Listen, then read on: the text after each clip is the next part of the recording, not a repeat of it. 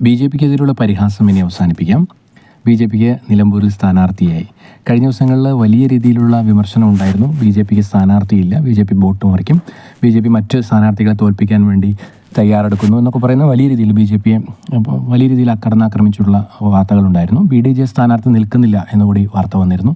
അപ്പോൾ B J പിക്ക് സ്ഥാനാർത്ഥി ഉണ്ടാവില്ല എന്നൊരു വാർത്ത ഏകദേശം ഉറപ്പിച്ച സമയങ്ങളുണ്ടായിരുന്നു. പക്ഷേ ഇന്ന് അങ്ങനെയല്ല. വളരെ ബി ജെ പി അനുഭാവികൾക്കും അണികൾക്കും പ്രവർത്തകർക്കും വലിയ രീതിയിലുള്ള ആവേശം ഉണ്ടായിക്കൊണ്ട് ബി ജെ പിയുടെ സ്ഥാനാർത്ഥി പ്രഖ്യാപനം വരാൻ പോകുന്നു. അഡ്വക്കേറ്റ് മോഹൻ ജോർജാണ് സ്ഥാനാർത്ഥി. അദ്ദേഹം നിലമ്പൂർ കോർട്ടിലെ അഭിഭാഷകനാണ്. അതോടൊപ്പം അദ്ദേഹം മാണി വിഭാഗത്തിൻ്റെ പ്രവർത്തകനായിരുന്നു. കേരള കോൺഗ്രസ് എമ്മിൻ്റെ സജീവ സാന്നിധ്യമായിരുന്നു. അതിനപ്പുറത്തേക്ക് മലയോര മേഖലയിൽ നിന്നുള്ളൊരു മുഖം, ക്രിസ്ത്യൻ ന്യൂനപക്ഷ വിഭാഗത്തിൽ നിന്നൊരു മുഖം ആയിട്ട് അദ്ദേഹത്തെ നിർത്തുകയാണ് ബി ജെ പി. അതായത് ഒരു ക്രിസ്തീയ വിഭാഗത്തിൽപ്പെടുന്ന ഒരു സ്ഥാനാർത്ഥിയെ നിർത്തുന്നു. സ്വാഭാവികമായിട്ടും മലയോര മേഖലയിൽ വലിയ ഇമ്പാക്റ്റ് ഉണ്ടാക്കാൻ സാധ്യതയുള്ളൊരു നേതാവാണ്. പ്രാദേശികമായി ജനങ്ങൾക്ക് പരിചയമുള്ള നേതാവാണ് അദ്ദേഹം. മുമ്പ് അദ്ദേഹം കേരള കോൺഗ്രസ് എമ്മിൻ്റെ ഭാഗമായി പ്രവർത്തിച്ച ഒരാളാണ്.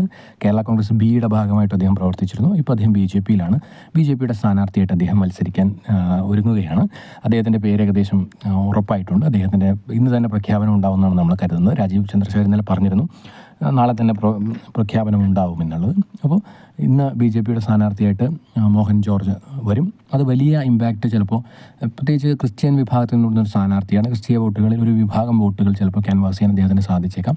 മലയോര മേഖലയിലുള്ള നേതാവാണ്. അതുകൊണ്ട് തന്നെ മലയോര മേഖലയിലെ പ്രശ്നങ്ങൾ കൃത്യമായിട്ട് അഡ്രസ്സ് ചെയ്യാൻ സാധിക്കുന്ന ഒരു നേതാവ് കൂടിയാണ്. അപ്പോൾ ആ രീതിയിൽ മോഹൻരാജിന് വലിയ ഇമ്പാക്റ്റ് ഉണ്ടാക്കാൻ സാധിച്ചേക്കാം. ജയിക്കാനൊന്നും സാധിക്കില്ലെങ്കിലും ആര് ജയിക്കുമെന്ന് തീരുമാനിക്കുന്നതിൽ പ്രധാനപ്പെട്ട ഘടകമായി മാറാൻ മോഹൻരാജിന് സാധിക്കും. ബി ജെ പിയിൽ നിലമ്പൂർ നഗരസഭയിലൊക്കെ തന്നെ ബി ജെ പിക്ക് കൃത്യമായ വോട്ടുകളുണ്ട്. അപ്പോൾ വോട്ടുകൾ ക്യാൻവാസ് ചെയ്യാൻ സാധിച്ചാൽ ക്രിസ്തീയ മേഖലയിൽ ബി ജെ പിയുടെ ഒരു ആഗ്രഹമാണ് ബി ജെ പി ക്രിസ്ത്യൻ വിഭാഗത്തെ സ്വാധീനിക്കാനുള്ള എല്ലാ ശ്രമവും നടത്തുന്നത്. മുൻപത്ത് നമ്മളത് കണ്ടതാണ്. മറ്റ് മേഖലയിലും ക്രിസ്ത്യൻ വിഭാഗത്തിൽ ചെറിയൊരു അക്സെപ്റ്റൻസ് കിട്ടുന്നുണ്ടോ എന്ന് ബി ജെ പി പരിഗണിച്ചുകൊണ്ടിരിക്കുകയാണ്, അത് ശ്രദ്ധിച്ചുകൊണ്ടിരിക്കുകയാണ്.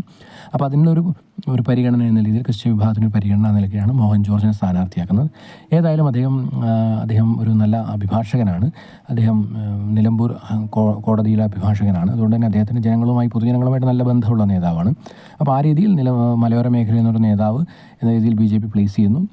അദ്ദേഹത്തിൻ്റെ ഇമ്പാക്റ്റ് എന്തുണ്ടാക്കും നമുക്ക് കാത്തിരുന്ന് കാണാം. കഴിഞ്ഞ വർഷം കിട്ടിയ വോട്ട് 17,000 വരെ വോട്ട് ബി ജെ പിക്ക് ഉണ്ട് എന്നാണ് പറയുന്നത്. എന്നാലും 12,000-നും 15,000 ഏകദേശം ഒരു 15,000 വോട്ട് ബി ജെ പിക്ക് അവിടെ ഉണ്ട്.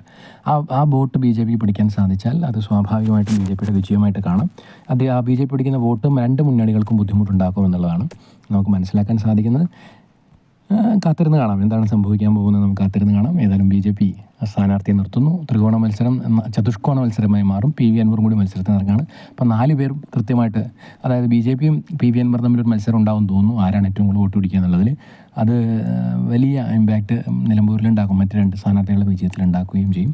ഏതായാലും നമുക്ക് കാത്തിരുന്ന് കാണാനേ പറ്റുള്ളൂ എന്താണ് ഇമ്പാക്റ്റ് ഉണ്ടാക്കുക എന്നുള്ളത്. ഇനി അടുത്ത ദിവസങ്ങളിൽ നമുക്ക് കുറച്ചും കൂടി ഡീറ്റെയിൽ ആയിട്ട് ഓരോ വാർഡുകളെക്കുറിച്ചും അതിൻ്റെ ഓരോരോ മേഖലയെക്കുറിച്ചും കൃത്യമായിട്ട് നമുക്ക് പറയാൻ സാധിക്കും. അങ്ങനത്തെ വീഡിയോസ് നമ്മൾ ഇടും. ഓരോ പഞ്ചായത്ത് തിരിച്ച് നമ്മൾ വീഡിയോസ് ഇടുന്നതായിരിക്കും. അത് നമുക്ക് കാണാം.